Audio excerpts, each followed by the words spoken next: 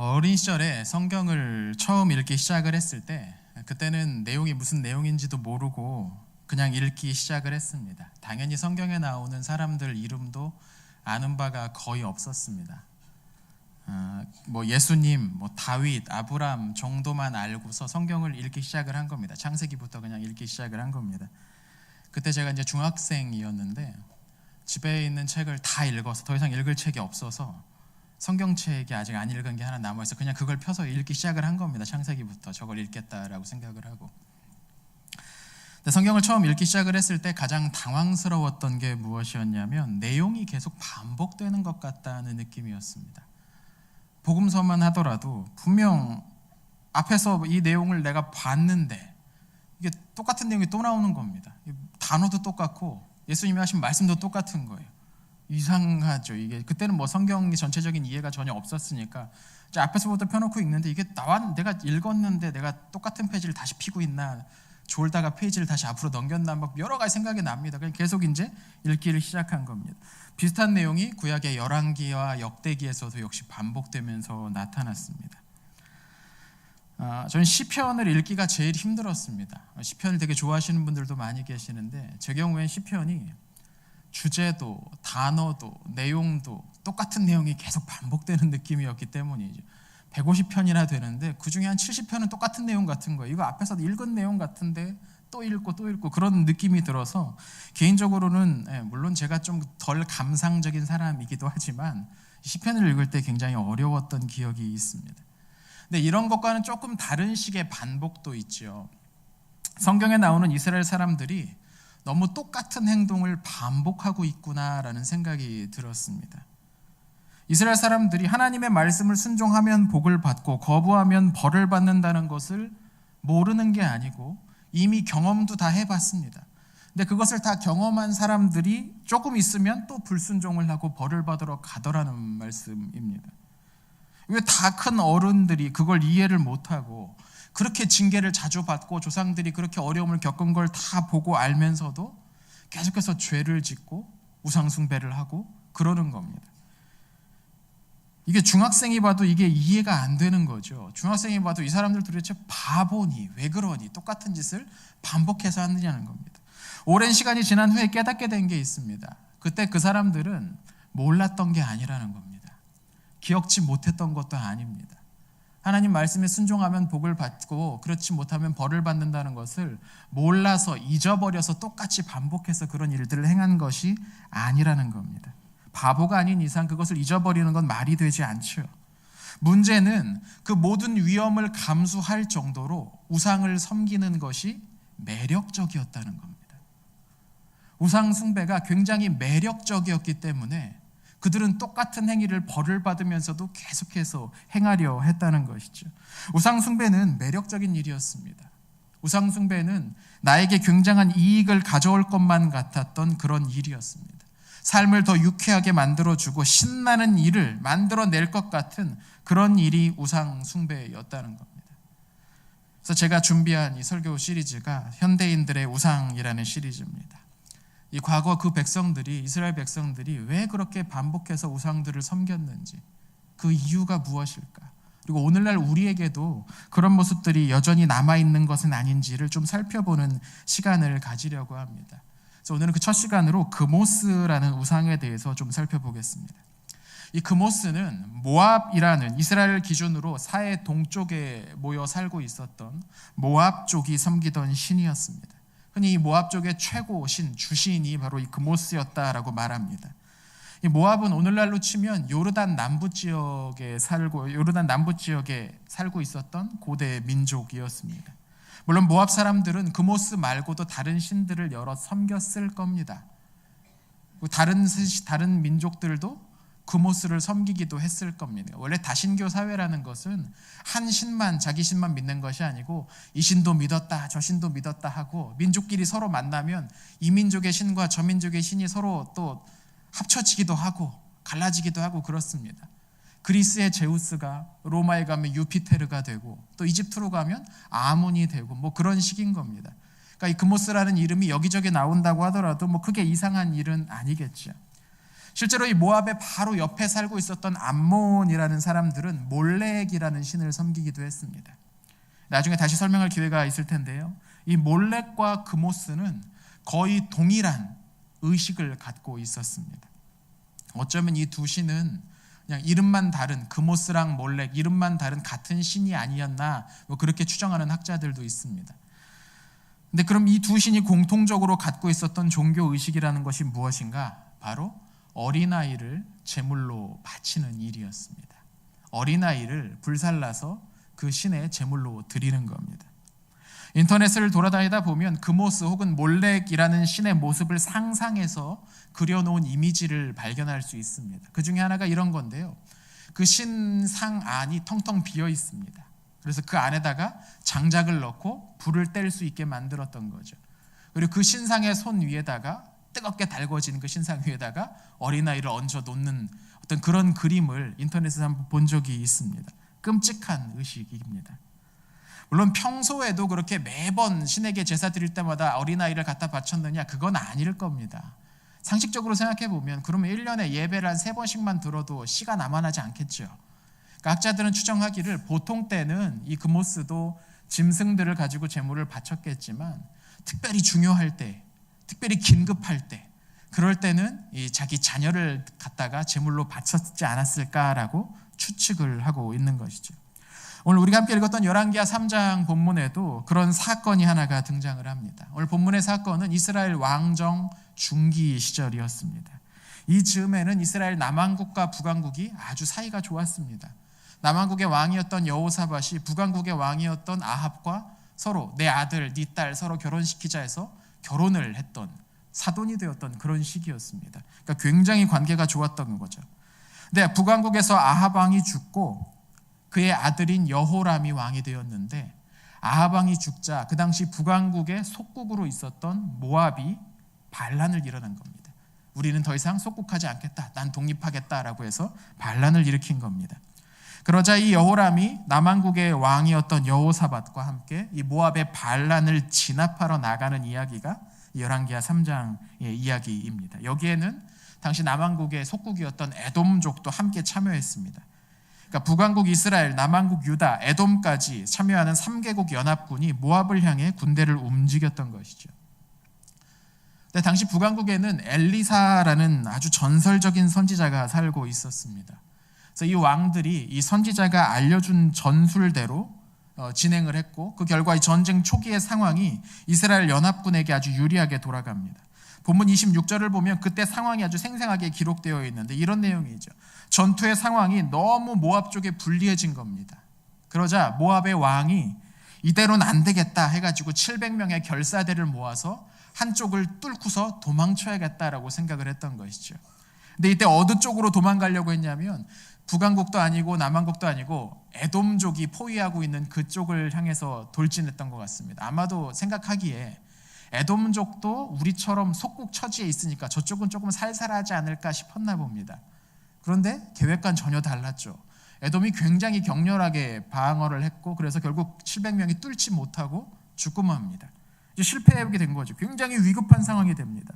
그리고 여기에서 모압이 오늘 본문에 나온 자기의 뒤를 이어 왕이 될 맏아들을 불태워서 그모스 신에게 제물을 바쳤다라고 성경은 이야기합니다. 무슨 뜻이겠습니까? 이 긴급함, 이 위급함에서 저 좀 구해 주십시오라는 어떤 매우 간절하고 매우 긴급한 기도와 함께 그모스에게 자기 아들을 제물로 바친 거죠. 그런데 이 끔찍한 일이 어디에서 벌어졌느냐? 성 위에서 벌어졌다고 합니다. 성벽 위에서 있었다는 거죠. 그러니까 모든 사람들이, 전투를 치르고 있는 모든 사람들이 그 모습을 볼 수 있었을 겁니다. 성벽 위에 왕이 올라가더니 자기 어린 아들을 잡아다가 칼로 잘라 죽이고 토막내서 불에 태워서 제사를 드리고 있는 겁니다. 그 자리에 있는 사람들이 모두가 그 모습을 봤을 겁니다. 그리고 무슨 일이 일어났느냐? 이게 성경이 조금 애매하게 설명을 하고 있습니다. 본문 27절을 보면 이스라엘의 크게 경노함이 임함에 그들이 떠나 각기 고국으로 돌아갔다라고 되어 있습니다. 이스라엘의 크게 경노함이 임했답니다. 이 경노함이라는 단어가 케제프라는 히브리어인데 분노란 뜻이에요. 분노. 그럼 이제 상황이 조금 정리가 이상하게 됩니다. 모압 왕이 그모스에게 자기 아들을 제물로 바쳐서 예배를 드렸더니, 기도를 했더니 이스라엘 진에 분노가 임해서 떠나갔다라고 말합니다. 이게 어떻게 이해하면 무슨 모압의 신인 그모스가 무슨 능력이라도 발휘해서 이스라엘을 쫓아냈다, 뭐 그렇게 이해될 수 있는 구절이죠. 근데 성경이 그런 내용이 기록될 리는 없지 않습니까? 근데 모압 사람들은 실제로 그렇게 생각을 했었나 봅니다. 이때 당시, 이 반란 당시 모압의 왕의 이름이 메사였는데, 이 메사가 나중에 훗날에 이제 죽을 때쯤 돼서 자기의 업적을 돌에 새겨가지고 널리 보존케 해라라고 명령을 내립니다. 그게 바로 모압 비석 혹은 메사 비석이라는 비문인데, 이게 발굴이 돼서 지금 프랑스 루브르 박물관에 전시가 되어 있답니다. 근데 그 비석의 내용을 해독을 해보니까 딱 오늘 열왕기하 3장의 내용이 기록이 되어 있더라는 거죠. 무슨 내용이 어떻게 되어 있었냐면, 메사가 그모스 신의 도움으로 이스라엘을 격파하고 독립했다, 자유를 얻었다라고 기록이 되어 있었던 겁니다. 그러니까 성경에는 좀 애매하게 기록이 되어 있긴 한데, 아무튼 이 전쟁에서 이긴 것은 이스라엘 쪽이 아니라 모압 쪽이었던 것은 분명합니다. 그럼 어떻게 이런 일이 일어났을까요? 물론 우리는 그모스의 도움으로 그들이 이겼다고는 믿지 않습니다. 정확히 알 수는 없지만 메사가 그 성벽 위에서 자기 아들을 죽이고 태우는 그 끔찍한 모습, 충격적인 모습을 보면서 거기에 있어서 싸우고 있던 사람들이 순간 정신이 멍해졌을지도 모릅니다. 그렇잖아요. 자기 사람 앞에서 이런 끔찍한 일이 저지르려고 순간 멍해질 수 있습니다. 그리고 전열이 흐트러질 수도 있는 거죠. 전쟁이라는 상황이 굉장히 유동적이고 무슨 일이 일어날지 알지 못하기 때문에 지휘관의 명령에 따라서 일사불란하게 움직여도 이길까 말까 한 일입니다. 근데 순간적으로 어안이 벙벙해지게 된다면 문제가 생길 수, 충분히 그런 가능성도 있습니다. 또는 왕이 저런 짓까지 하는데 이제 우리 다 죽었다, 죽을 각오로 싸우자 해가지고 모압 사람들이 힘을 내서 싸우러 나갔을지도 모르겠습니다. 그 이후에 우리가 알지 못하는 어떤 일이 있었을지도 모르죠. 근데 제가 이 본문에서 집중해 보려는 것은 누가 어떻게 전쟁에 이겼는가가 아니고, 도대체 이 상황에서 모압 왕이 행한 이 일이 제대로 된 일인가라는 점입니다. 전쟁에서 이기기 위해서, 자신의 왕권을 유지하기 위해서, 더 넓은 영토를 얻기 위해, 더 많은 재물을 얻기 위해서 자신의 아들을, 왕위를 계승할 후계자를 불에 태워버린 이 어리석은 왕의 이야기에 좀 집중해 보자는 겁니다. 여러분, 과연 그에게 미래가 있겠습니까? 자신이 살기 위해 아들을 잡아 죽이는 종교와 문화에 소망이 있겠습니까? 그냥 왕위는 다른 아들에게 넘겨주면 그뿐입니까? 여러분, 왕이 그런 생각을 가지고 있다면 그의 백성들 또한 마찬가지였을 겁니다. 무슨 말이냐면, 이 모압이라는 나라 전체, 이 민족 전체의 그런 태도가, 그러니까 당장의 내 이익을 위해서 어린 세대의 목숨을 얼마든지 도구로 사용할 수 있다는, 현재의 이익을 위해서 미래 세대의 희망을 빼앗아도 괜찮다는 그런 생각이 이 모압 쪽 가운데 널리 퍼져 있었을 거라는 겁니다. 얼마든지 나를 위해서, 내가 필요한 것을 위해서 저 어린 아이들을 어떻게든 사용할 수 있다고 그렇게 생각하는 분위기가 만연했을 거라는 겁니다. 왕이 그렇게 할 정도였으니까요. 근데 생각해보면 이런 태도가 수천 년 전 모압 땅에만 있지는 않은 것 같습니다. 이 가증한 그모스 숭배, 내 이익을 위해서 얼마든지 나보다 약한 이들의 것을 빼앗고 착취하고 약탈할 수 있다는 이런 태도는 어쩌면 그 수천 년 전보다 오늘날 더 강력하게 퍼져 있는 것 같습니다. 여러분, 술과 담배에 한번 생각해 보십시오. 우리나라는 공식적으로 청소년에게 음주, 흡연을 제한하고 있는 나라입니다. 근데 여러분, 술, 담배가 오늘날 어떻게 광고되고 있는지 아십니까? 소주 광고. 대표적으로 가장 잘 나가는 예쁜 여자 연예인들이 광고합니다. 소주 광고. 전혀 냄새도 모르셔서 그런가 하시는 거죠. 예, 그렇습니다. 어느 무슨 식당에 가서 포스터 하나만 봐도 정말 쫙 달라붙는 옷을 입은 여자 연예인들이 소주병을 껴안고서 이렇게 사진 찍고 있습니다. 영화 속에 담배 피는 멋진 배우들의 모습은 또 어떻습니까? 여러분, 이 광고의 타겟이, 이 광고의 목표가 누구일 것 같습니까? 40, 50대 아저씨들이 여자 아이돌, 이름도 모르는 여자 아이돌 모습 보고서 소주를 한 병 먹을 거 2병 더 사 먹겠습니까? 아닙니다. 그분들은 원래 드시는 분들이에요. 연예인들이 광고 안 해도 그냥 들어가니까 술술 들어가시는 분들입니다. 그럼 이 아이돌들이, 이 여자 연예인들이 나와서 요염하게 소주병을 들고서 찍는 이 광고는 누구를 향한 것이냐는 거죠.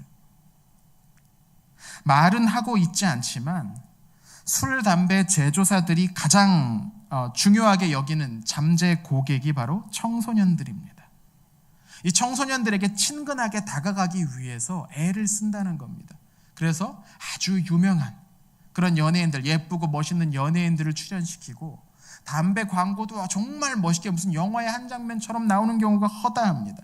그래서 이 갓 성인 됐거나 아니면 아직 청소년 시기에 있는 이 어린 세대들에게 다가가기 위해서 이들을 장기 고객으로 만들어야 되니까 그런 광고를 내보내고 있다는 거죠. 여러분, 청소년들이 언제 흡연 욕구를 가장 많이 느끼는 줄 아십니까?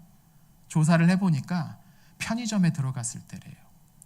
편의점에 들어갔을 때 흡연 욕구가 가장 많이 느껴진답니다. 그런데 편의점 수익의 상당 부분을 차지하고 있는 게 담배입니다. 편의점에서 파는 모든 물건을 파는 값보다 담배 파는 게 수익이 더 높대요. 그러니까 담배를 어디다가 진열해 놓습니까? 편의점에 들어가면 카운터 바로 뒤 또는 바로 앞에 가장 잘 보이는 데다가 진열해 놓습니다. 그리고 그 담배 광고가 진열되어 있는 그 카운터 근처에는 뭐가 또 있냐면 사탕도 있고 아이들이 좋아할 만한 간식거리들이 거기 잔뜩 배치가 되어 있어요. 아이들의 시선을 자연스럽게 거기로 돌리려고 하는 배치인 겁니다.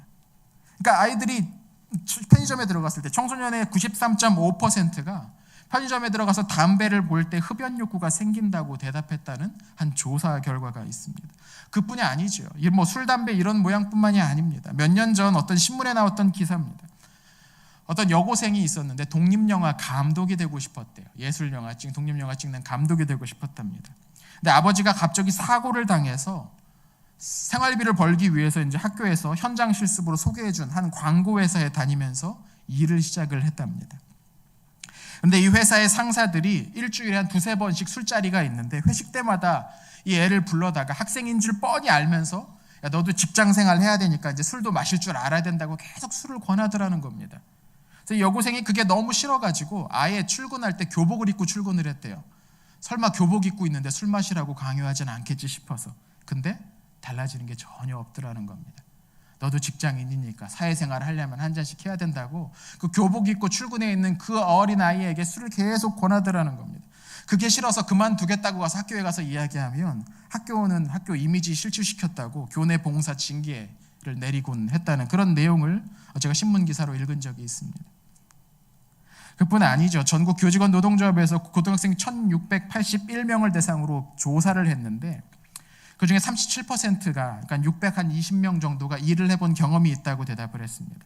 근데 그중에 약 4분의 1가량 23%가 사업주로부터 무시하는 말이나 욕설을 들은 적이 있었대요. 또 다시 그 가운데 절반 정도가 최저임금 이하를 받고 일했다라고 대답을 합니다. 또는 일은 했는데 그 대가를 제대로 받지 못했다라고 대답을 했습니다. 비슷한 또 다른 조사 결과에 따르면 청소년들이 일을 하면서 불쾌한 신체 접촉이나 성희롱을 경험한 비율이 7% 이상이다라고 대답을 합니다. 여러분, 이 모든 것들이 무엇을 보여주고 있습니까? 오늘날 이 사람들이, 이 현대인들이 그 옛날 모압 사람들 못지않게 미래 세대들을 함부로 착취하고 다루고 대하고 있다는 증거가 아니겠습니까? 당장의 이익을 위해서 저항할 수 없고 저항할 수 있는 방법을 제대로 모르고 있는 이 아이들을 불태워서 죽였던 이 모압 왕처럼 오늘날 우리 사회도 내 이익을 위해서 나보다 약한 이들, 저항할 수단이 없는 사람들, 청소년과 어린이, 사회 초년생들, 젊은이들을 제물로 바치고 있다는 겁니다. 이들을 제물로 바쳐서 자신의 이익을, 자신의 즐거움을 취하려 하고 있다는 겁니다. 이건 그냥 내 아이는 그런 경험 안 했으니까 괜찮아 하고 넘어갈 수 있는 일이 아닙니다. 예수님이 이런 말씀을 하셨죠. 삼가 이 작은 자 중에 하나라도 업신여기지 말라.